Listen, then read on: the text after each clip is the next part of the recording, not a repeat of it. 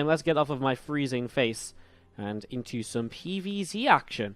So if you're a Terran fan, you'll be happy that, I guess, all the Terran matches are going to be coming up after this, that TVT and then the TVPs. Let's get this PvZ out of the way then. But just before we introduce the players, I do want to give a quick shout out to Blunderful Guy, who did cheer 100 in the chat. He said, I don't think I got to say this, I don't think I got to say Happy New Year yet. Shoots confetti cannon. Thank you very much for the cheer 100, Blunderful Guy. Can you get some STI hearts in the chat, please? Appreciate the cheer 100. Thank you very much. So let's do JimRising and Cyan PvZ. Let's do this, and then we can jump into those inner matches. Obviously, again, sorry that this is a slight change in the order, but it's just the way we're trying to basically get out of having a whole bunch of delay instead. So, to the top side of the map, our blue Zerg player is going to be JimRising. And down to the south, our teal Protoss player is Cyan. Can I cast Inno versus Neeb first? Unfortunately, we can't cast Inno Neeb first because that will mess with some other orders and all the rest as well. So, unfortunately, that is not a possibility for us right now. To jump on into this PvZ. I know a lot of you guys are here for Inno Neeb, and I think it's very smart positioning of the matches to keep everyone tuned in until Innovation Neeb at the end of the day. But I don't have a say on that. This is not my decision. I don't run this tournament. I try and help out if I can with doing the Wikipedia and bits and pieces, but this is the OSC event. It's not run by me. I'm not an admin of this, so I just do what I get told to do. Thank you very much, Martinator, who just subscribed to Twitch Prime for 6 months in a row. Thank you very much, Martinator. 6 millennia, boys. Keep up the great work, Wardy. Can we get some SHI hearts in the chat right now for Martinator? Thank you very much. Appreciate the 6 months, buddy. And here's to 6 more, right? Great to have you here with us in 2017. And thank you very much as well for the Kappa 1 Vanilla. I can't read your name, it's too small, but I appreciate the Kappa 1 in the chat as well. Very standard setup in the PvZ. Nexus first into 2 gateways allows them to get a couple of depths up early to harass if you would like. Outside of that, it's been pretty standard stuff so far. Link speed on the way. And some workers in gas just looking to see what else is happening over the early moments. Hey Wardy, you're my inspiration. I love you, man, says NutraTrap in the chat. Well, thank you very much for the very kind words. Always a pleasure to be an inspiration of anyone. Vanilla Narcissus Bear. That was your name. Thank you very much. Appreciate it. Alright, so we're going to be seeing this drone popping out on the low ground, and going to be seeing the hatchery coming up in the natural expansion as well. Just going to be seeing this Stalker starting to work its way through this overlord, and a mothership core just patrolling around, looking to see where it might want to be over the next few moments. Twilight Council are going to be the early tech from Cyan, having a look to see whether it's going to be a, well, I mean, what's the opportunities? Either a Resonating Glaive opening, or, of course, the opportunity to go into something along the lines of a Dark Shrine. Lots of adepts right now very suggestive of Glaives. So probably going to set that up and see how this is going to be going.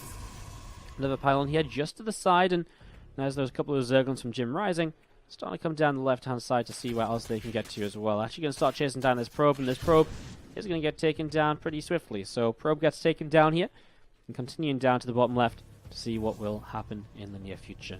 Resonating Glaive starts up then, going to be Corona boosted out. Robo Facility just over halfway done. Adept and Mothership Core helping to get rid of those couple of Zerglings on this round. Some more depths continue to pop on up. Baneling Nest is coming up to being about 75% of the way done as well. So just getting going along with that. A couple of spores on the way up as well in this main base in the third. Just preparing against potential DTs. JimRising setting up to see what might be happening next.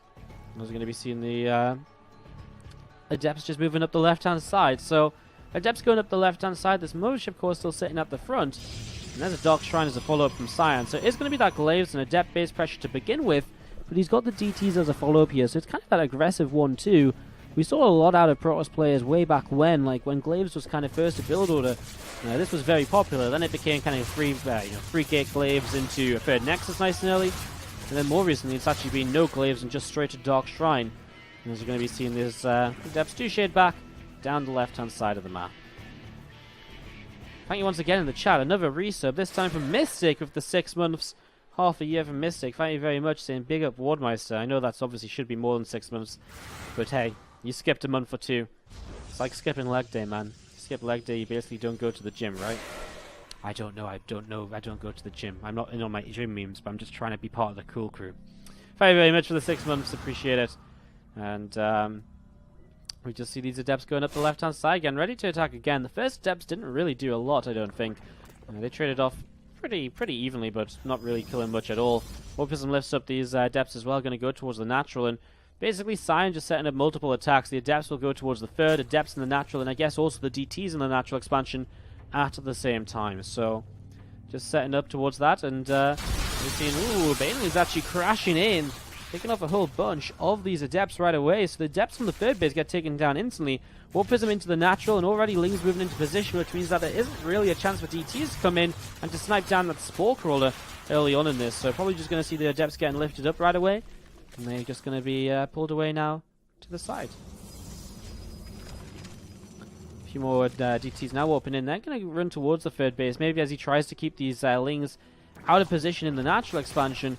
You see the Lings not being split up at all by JimRising, which means if he does lose that Spore, well, I mean, he's got a lair up, right? So he can make an Overseer, but still losing Spore and maybe even the hatchery. Depends where the closest Overseer is, right? Overseer starts them off, but 4 DTs onto this hatchery. Oh no, third hatch is in a lot of trouble. It's half health. Overseer is just over half health right now. Is this going to be a victory here for Cyan? I think it is. Hatchery dies as the Overseer pops out, and this is going to be a big pickup right now. Cleaning that out, and third hatch going down. JimRising will struggle to recover from that one as 4 Adepts get picked up from the main base. And these Adepts going to continue down to the south. I'm just going to be seeing the resonating glaives, the Glal Reconstitution coming up right now from JimRising's Rotron. He's going into this very kind of, well, what has become a very standard Lingbane Ravager approach to ZVP. So he's setting up into this. A few Banes continue to come up here. But again, without that third hatchery, things will become a bit difficult. He's got the 4th hatch, which will finish and give him somewhere to mine from at least. It's still a big loss for the early stages of the game. Is Cyan going to warp in one more sentry here? And see where we go from now. Again, it's an interesting one because Cyan and JimRising, I feel, have probably met quite a few times in events such as the OSC All-Stars event, which happened every Thursday for a little while towards the end of the 2016. That's an event which we saw quite a lot of times. Cyan coming very far in, JimRising getting very far in as well. Lots of really cool stuff from those guys. I'm pretty sure they've met each other at least in a final before as well, so this is definitely not the first time they've played each other. You see a set of Stalkers currently warping in on this Nexus and going to start just moving forwards here. Going to see that Overlord overhead is going to get shot down nice and quickly. So Overlord does fall. And just these units gathering up together, looking to see where they might be able to go next. Going to see this Warp Prism going to the left-hand side, and you know, it's there in case he wants to push. He has that reinforcement potential immediately, more or less. Just going to be seeing a lot of Balins continue to come into play here from JimRising. So lots more Balins coming up. We're going to see the +2 melee attack from JimRising on the way as well. Queen turns and fights this Observer for a couple of moments. Going to be able to target that down and get it pretty low, but actually isn't going to kill it off until it flies into the Spore Crawler. And ends up just suiciding in there. Poor Observer. Didn't feel like he had much to live for. Feels as though he'd already seen the world. Flies into the Spore Crawler, and that was the end of him. Kind of pressured though. Bullied by the Queens in that direction. Wasn't necessarily what he wanted to do to begin with. Next is on the 4th base here from Cyan, setting up into that Templar Archives as well, +2 weapons coming up on the Forge. And we've seen 1 or 2 Zerglings coming down the left-hand side. And 1 Zergling coming down the right as well. Looking to see where else he wants to go.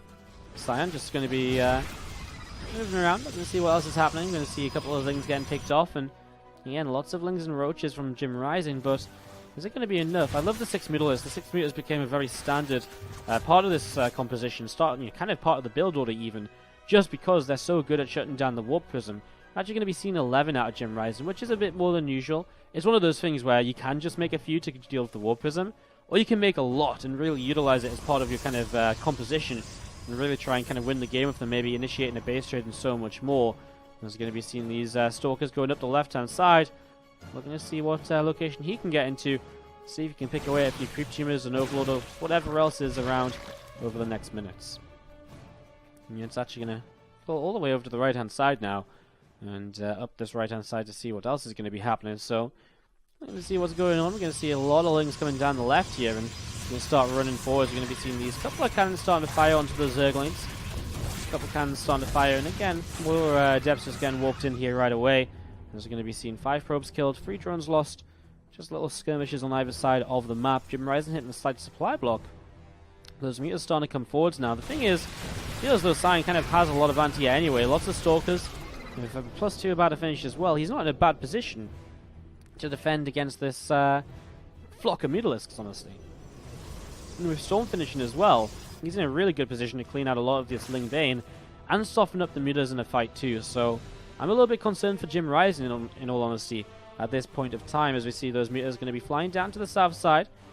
Stalkers, few Mortals, the sentries, pushing up the left and seeing what they can get up to here in the next few moments.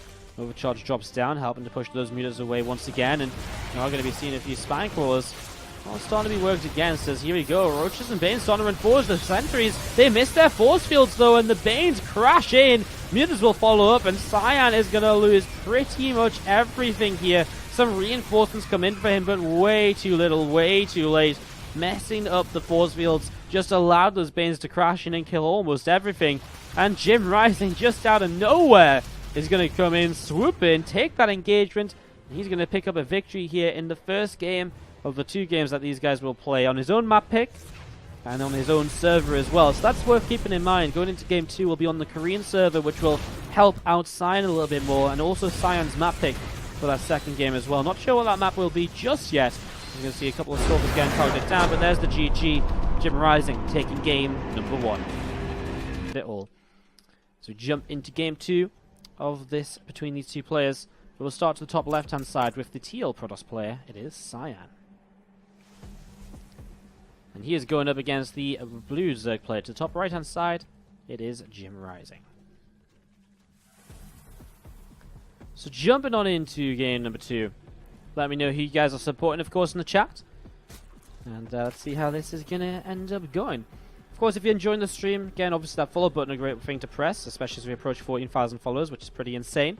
You can also subscribe to the channel, you can donate directly, and so much more if you would like to support. All of that support helps me to stay as a full-time streamer, providing events, coverage of events, and other StarCraft content in general.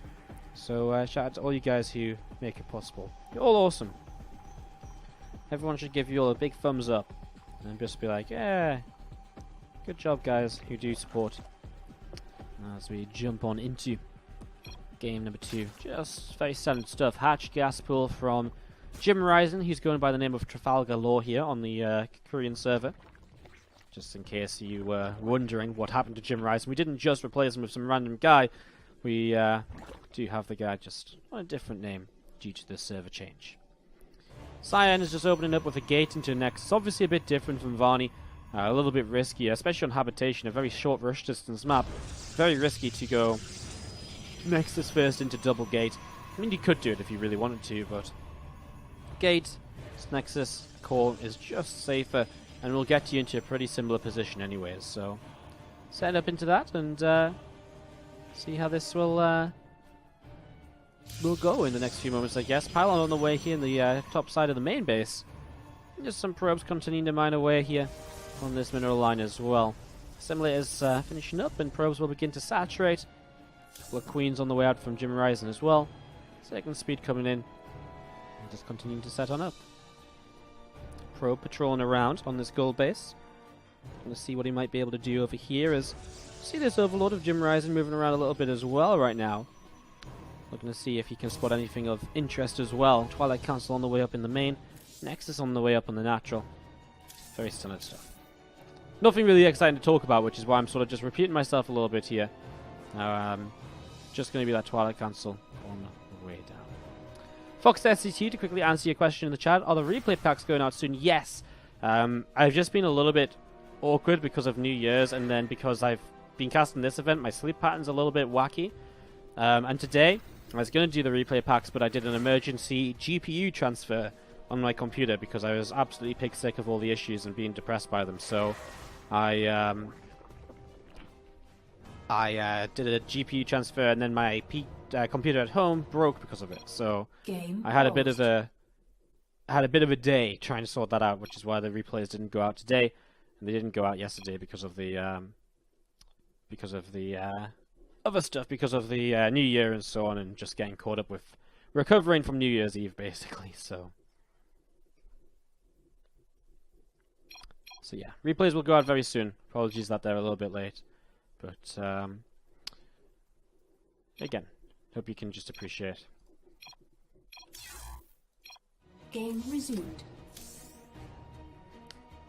So, Resonating Glaives on the way up, and we're going to be seeing for the second game in a row Resonating Glaives, something which we haven't seen all too much of as of late, I suppose, you know?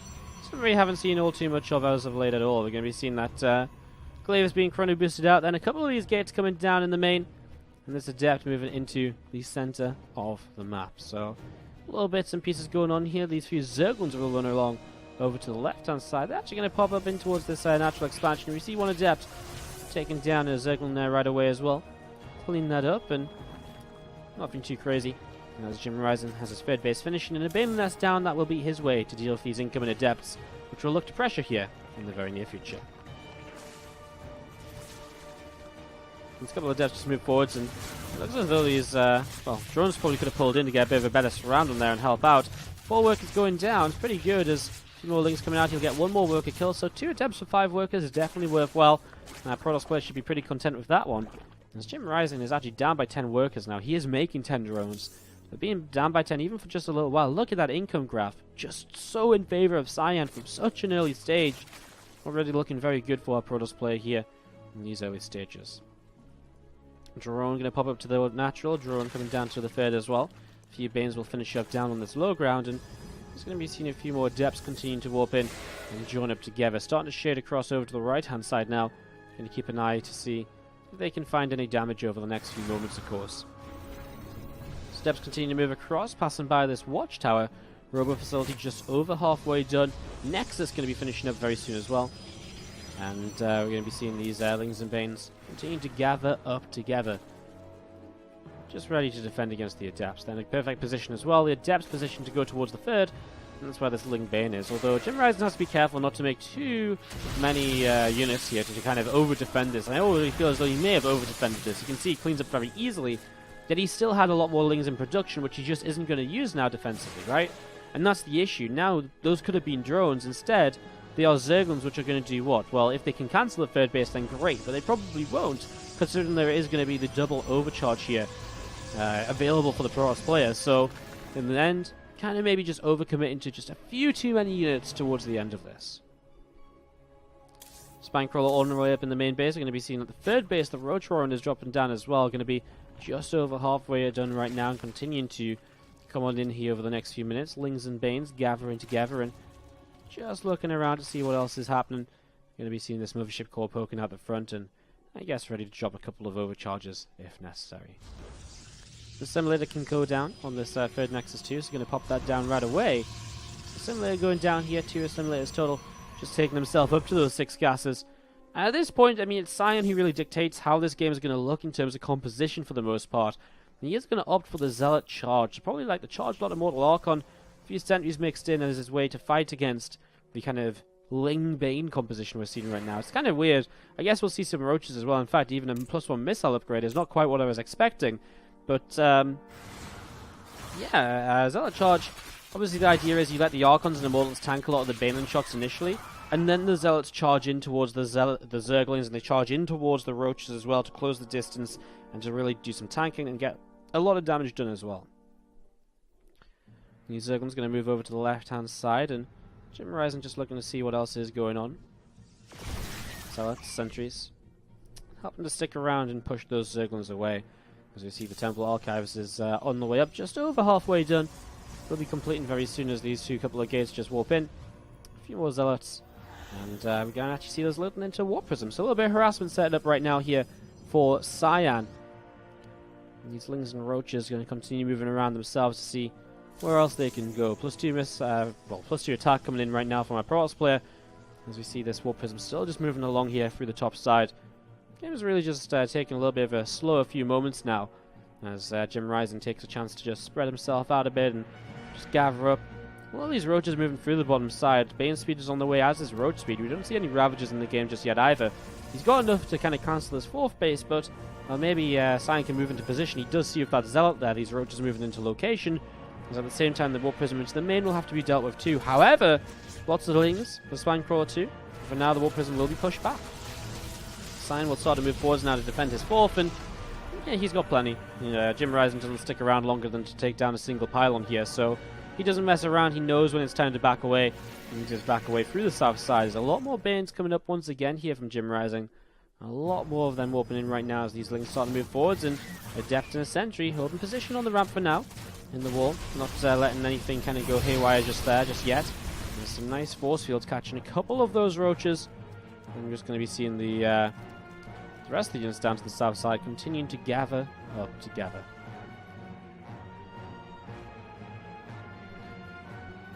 A little bit of the Warp Prism action in towards the main base again. You're going to see a couple of Zealots getting lifted up, another Zealot here getting lifted too. So all the Zealots getting lifted as we're going to be seeing these units from Cyan taking the opportunity to move onto the map a bit. Does he have an Observer? Yes, he does. So you can clean out some of these creep teamers and just take back a little bit of map control. Push away some of the map control of the Zerg, which is really something the Zerg is very reliant on. However, look at this. JimRising is going to go for the sandwich from 2 different sides. And, well, first force fields come down to the right, which is nice. In fact, the force fields are very good and a recall away. Cyan realizes he cannot stick around in that position. Recalls out of there ASAP. But JimRising keeps moving forward. Some units will start going up towards the natural. As the force fields come down there, he will then turn and start to fight towards the 3rd base. An overcharge coming down as well. Looks as though JimRising doesn't want to continue. He will back away. Actually, a good defense by Cyan. Doesn't lose anything, really. A few lings sneak in towards the main, but that is really the worst thing he has to deal with here. Very good defense. The force fields were good, and he's able to defend. At the same time, Zealots across the map are being a nuisance, not really doing very much damage at all. But just kind of forcing the Zerg player to focus on this side of the map once again. And at this point, that can essentially be kind of considered as damage. It buys a lot of time for Cyan to recover, stabilize, and even begin pushing himself. A lot more Zealots here, a couple more High Templar for a new Archon. And well, is this going to be a good push forwards from Cyan, or is he getting a little bit too aggressive, pushing so far forwards onto creep? You'll see these lings and roaches, a few Ravagers in the back as well, looking to set on up. A couple of Crows of Bars landing just shy of a few Zealots there. Warp going into warp-in mode once more as pushing up this ramp, seeing what he can do. A few Crows of Bars trying to drop Zealots, continue to hit down wherever possible. JimRising has the +2 melee attack going to be finishing very soon. The Spire is dropping down as well. That's going to be his follow-up, but does he have the chance to really get towards Mutalisk here right now? I'm not sure. Lots of cannons to help against Zerglings down to the south side. Zealots will warp in as well, so I mean, that should be an okay defense. Actually, Zealots warping in towards the main base too. He should defend this over here, no problem. He isn't really making much progress at the front, but he actually has a sentry here as well for the force field, and now the main base is going to be in a lot of trouble. Corrosive Bowers will have to break through this force field if he wants to get through this, as the Archons are going to soak a lot of damage off these Bane lanes. A couple of force fields coming down once again. The Immortal is going to be allowed to chew through the Roaches, as Cyan just all over the place is just doing multiple things completely correctly to kind of make this go in his favor. Defending at home, pushing into the main, pushing at the front as well, and he's in this position now where he is going to be able to continue just establishing a solid lead to the point where JimRising has to say GG, taps out. Cyan